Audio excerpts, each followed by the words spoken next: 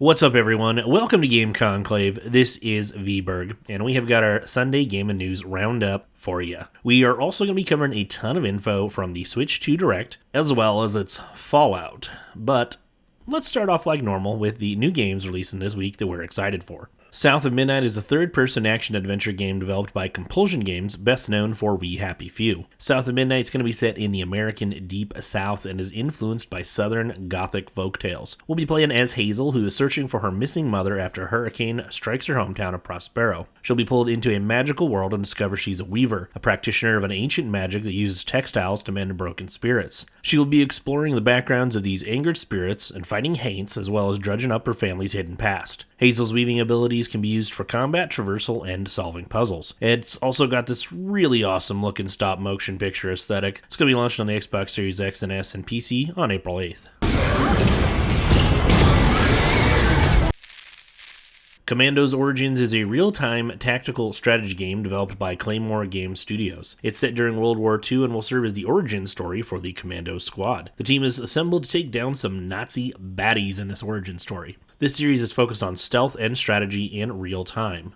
Each member of the squad will have unique skills such as sabotaging enemy vehicles or equipment, disguising themselves for infiltration, sniping, and more. I love these real-time stealth games. Can't wait to check this one out when it launches on the Xbox One, Xbox Series X and S, PS4, PS5, and PC on April 9th.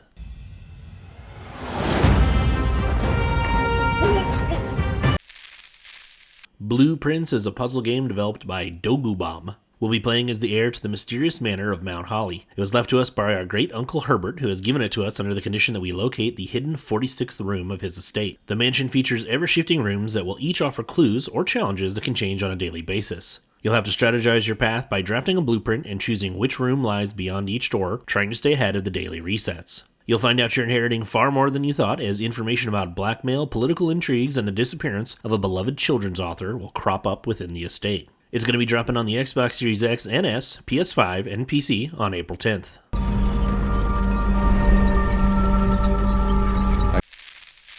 Star Overdrive is a really fun-looking exploration title. It's going to have some hack-and-slash elements as well. In Star Overdrive, we'll be playing as Bios, who receives a cryptic distress signal from his gal pal Noas. So he'll head out to a mysterious planet and use his customizable hoverboard as well as various abilities such as gravity alteration to explore the secrets of 3 distinct biomes of this world as he rushes to rescue the Not Princess. It's dropping exclusively on the Switch on April 10th.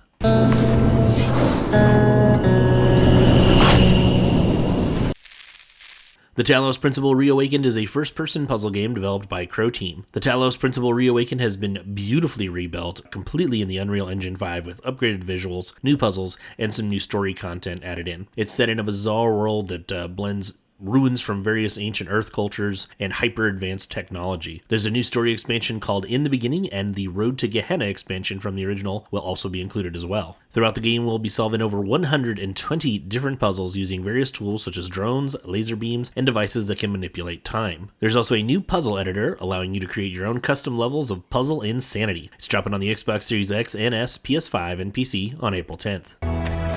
Prepare to return to the simulation.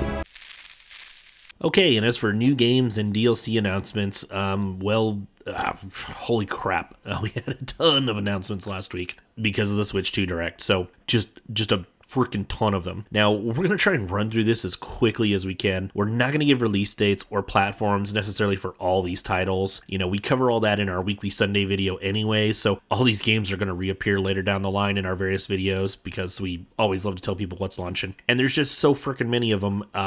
It would take forever to go over all their systems and launch dates. So anyway, first off, we had a new Mario Kart that was announced. Mario Kart World. It's going to be a Switch 2 exclusive. It's going to have an interconnected open world where you can just kind of drive around, race anywhere in a way that's never really happened in a Mario Kart before. In addition to this free roam mode, there will also be, of course, the traditional racing format we're all accustomed to. And it seems like online aspects are going to be a really big focus on this title. They have revealed, Nintendo that is, that there will be more info specifically coming about this title on April 17th.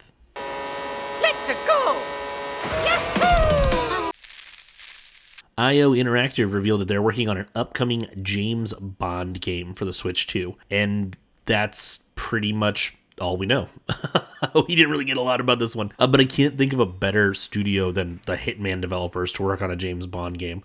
Cannot wait to learn more about this in the future. As soon as we hear anything, we'll be sure to let you know. All right, and there was a whole slew of titles that were announced as part of the Nintendo Switch 2's exclusive variant of the Nintendo Switch Online GameCube catalog. Yeah, that's a mouthful. But yeah, let's run through these real quick. First off was The Legend of Zelda: The Wind Waker. This game had a pretty mixed reception years ago. It'd be really interesting to see what all the new Zelda fans that have come around since Breath of the Wild and Tears of the Kingdom think about this one. Soul Calibur II was also revealed as part of that catalog. This is a fantastic entry in the Soul Calibur series. I'm really glad it's going to be brought back to life. I do not think that any of the other versions of this game are still available. I believe that the PlayStation 3 version is now gone. So there'll be no playing as Heihachi from the PS2 version, nor will we be able to play as Spawn from the Xbox version, but we will have the capacity to play as Link from the GameCube version. So I do kind of wonder, though, if Microsoft's got this new friendly third-party status thing they're trying to do. Will they potentially make a deal with Nintendo and add Spawn to the Soul Calibur 2 digital online GameCube version at a later date? I don't know. We'll see. That could be interesting. F-Zero GX will be coming back as well for all the high speed, not Falcon Punchin', but racing shenanigans. They also announced that the multiplayer aspects of the game would be preserved and available so that you could play with up to 4 other players in local and online play. Alright, and then after that, they just showed this quick little montage of some of the other GameCube classic titles that would be cropping up on that service, so we're just going to fly through them real quick. We had Super Mario Sunshine, Fire Emblem Path of Radiance, Pokemon XD Gale of Darkness, Super Mario Strikers, Chibi Robo Adventures, Luigi's Mansion, and Pokemon Coliseum. Alright, after letting us know about all the classic titles coming back, they bombarded us with these montages of Switch 2 titles. And again, some of these are launch titles, some of these are just coming down the line. Let's start off with Kunitsu-Gami, The Path of the Goddess, the underrated tower defense hack and slash title from last year. Hollow Knight Silksong, the infamously delayed and highly anticipated Souls-like Metroidvania, made an appearance claiming a 2025 release date. We'll see if it's true.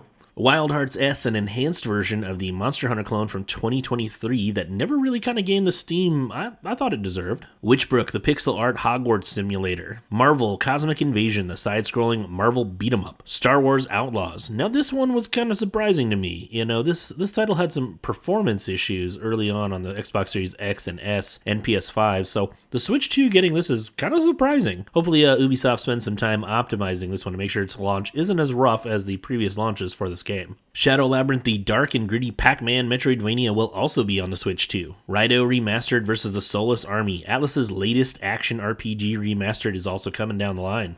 No Sleep for Kaname Date from AI The Somnium Files, the third entry in this visual novel adventure series. Reanimal, a co-op horror title from the creators of Little Nightmares 1 and 2. A new game from Level 5, Professor Layton and the New World of Steam. This one was a little surprising too, Elden Ring Tarnished Edition. This is going to be a launch title that will also feature the Shadow of the Erdtree expansion. Hades 2, the highly anticipated follow-up to the first roguelike, will be launching sometime later this year on the Switch 2. Street Fighter 6 will also be making the leap to the Switch 2 for all your Hadouken needs. Split Fiction will be a launch title on the Switch 2. Really excited that folks who are exclusively entrenched in Nintendo's ecosystem will finally get a chance to play this gem. Hogwarts Legacy will be launching on the Switch 2 and no longer be bound by the original Switch's weak hardware, so Nintendo fans will finally get to see the game run decently. Tony Hawk's Pro Skater 3 and 4 will also be hitting the Switch 2. In addition to their aforementioned James Bond game, IO Interactive announced that Hitman World of Assassination will be making the jump for all your slipping on banana peel needs. Now this one tripped up a lot of folks during the live stream, as they thought it was Final Fantasy IX, but it's actually Bravely Default Flying Fairies HD Remaster. Ryu Gagatoku announced Yakuza 0, the director's cut, which will be adding in new story beats to the game and an additional 26 minutes of cutscenes. Deltarune Chapters 1 through 4, the follow-up to Undertale, will also be coming to the Switch 2, though the game is expected to have 7 chapters in total, so it probably won't be complete anytime soon. Gearbox announced that the latest title on their flagship series, Borderlands 4, will also be on the Switch 2. Firaxis confirmed that Sid Meier's Civilization 7 will also be coming to the Switch 2. And in a kind of shocking but maybe shouldn't have been announcement, CDPR said that Cyberpunk 2077 Ultimate Edition with the Phantom Liberty expansion will be a launch title for the Switch 2. I guess I shouldn't be too surprised by this one.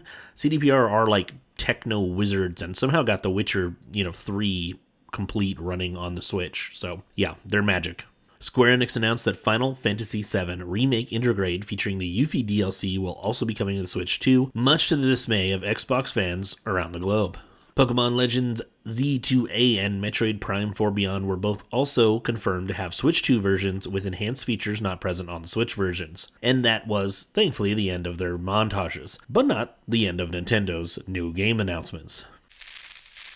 Nintendo announced the follow-up to Hyrule Warriors Age of Calamity, Hyrule Warriors Age of Imprisonment, which will act as a prequel to The Legend of Zelda Tears of the Kingdom. Omega Force will once more be developing the latest spin-off in the Legend of Zelda series. From Software then shocked everyone by announcing their latest title, expected in 2026, The Duskbloods, which will be a vampiric multiplayer-focused Switch 2 exclusive, perhaps acting as a sort of spiritual successor to Bloodborne. Not really sure yet. We don't know. And, who knows? From Software and publishers just can't ever seem to get on the same page. A lot of Bloodborne fans are pretty angry about it. Alright, and it's time for the Rumor Mill. This week we had 2 rumors cropping up. First off, by way of Grant Taylor Hill of Insider Gaming, we've got more rumbles about that Elder Scrolls 4 Oblivion Remake. We've been hearing about this one for a minute now. Supposedly it's going to shadow drop any day. I think we've covered various rumors about this one for the last 2 Sunday news shows now.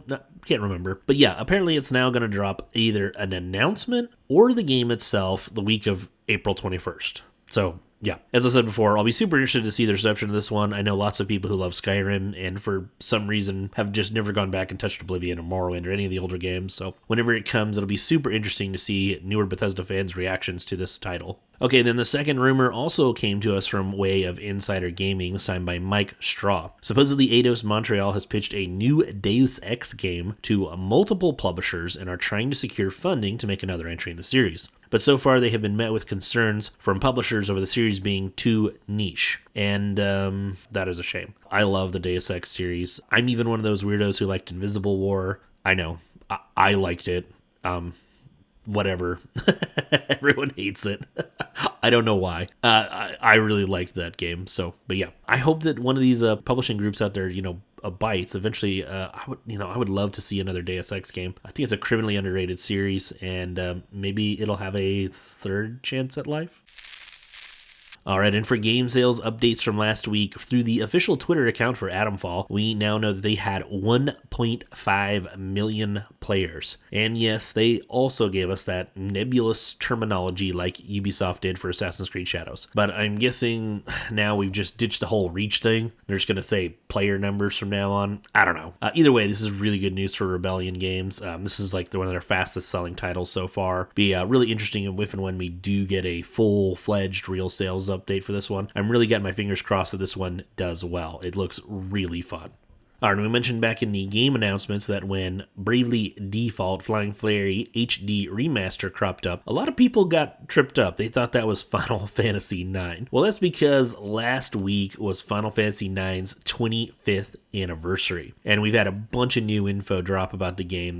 Square Enix has been doing some commemorative statue sales and new artwork that they commissioned, and they announced that the game has a lifetime sales of 8.9 million units. And all of that together makes me really wonder if they're going to go ahead and announce that remake sometime soon. We saw in those NVIDIA leaks years ago that Chrono Cross Remaster was going to happen. And from Square Enix on that list, there was also a Final Fantasy IX remake listed that was supposedly happening. And Chrono Cross is already released, as have dozens of other games from that leak. I love Final Fantasy IX. I'd be happy to have a reason to play it again. Just hope that they don't chop the story up into 3 parts like they did for Final Fantasy VII's remake. You hear me, Square Enix? Just keep it as one big story. I'd like that. Thanks. Alright, and on to the general news. We're going to cover what we know about the Switch 2's hardware, and then we're going to get into some of the various controversies surrounding Nintendo's new console. First off, this is probably pretty expected, but the Switch 2 is going to have a tabletop mode, a dock mode, and a handheld mode, just like the original did. It does have a bigger screen at 7.9 inches, which is over an inch bigger than the original Switch. So when they say size doesn't matter, don't believe them.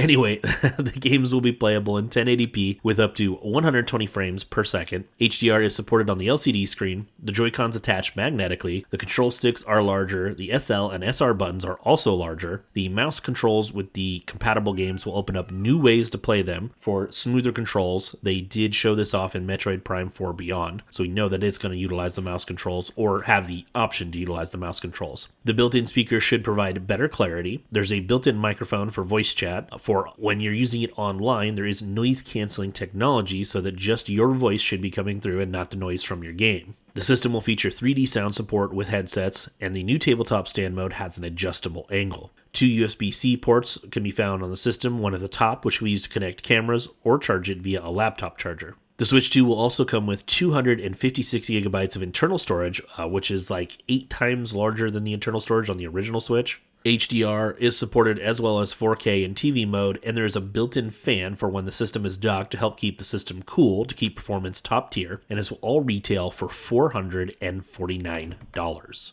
And after that, you're saying, so what's the controversy? Well, they also announced that some of the Switch 2 games are going to cost $80 for digital copies. $80. Digital. And $90 for physical copies.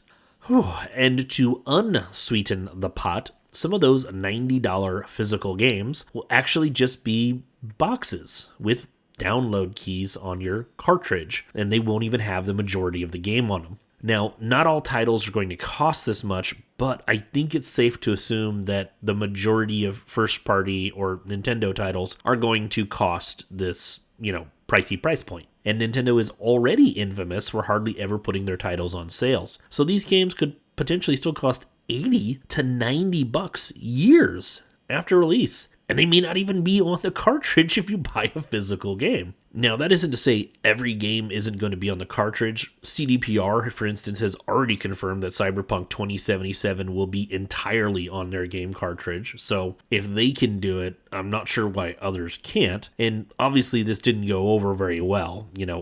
Lots of people were pretty mad about this. In fact, the next day when Nintendo was doing a live stream for the Nintendo Treehouse, the chat was just bombarded with people saying, drop the price over and over and over. And I don't blame them. But what do you think? Analysts were already speculating that Rockstar was going to usher in the $100 game era when, Grand Theft Auto 6 comes out. But months before then, Nintendo is now beating them to the punch with $90 games. Are you going to shell out $90 for a brand new game that may not even be on the cartridge? Are you willing to shell out $80 for a digital copy of a game? I don't know. I know this made me and some of the rest of us lose a little bit of our excitement we had for the Switch 2. It's just not the package we thought we were probably going to be getting. But, tell us what you think down in the comments. How do you feel about the Switch 2 and everything you know now? If you found any of these stories funny, interesting, or even depressing, be sure to let us know down in the comments. If you enjoyed the video, give us a like and subscribe. And as always, from all of us here at Game Conclave, thank you so much for watching.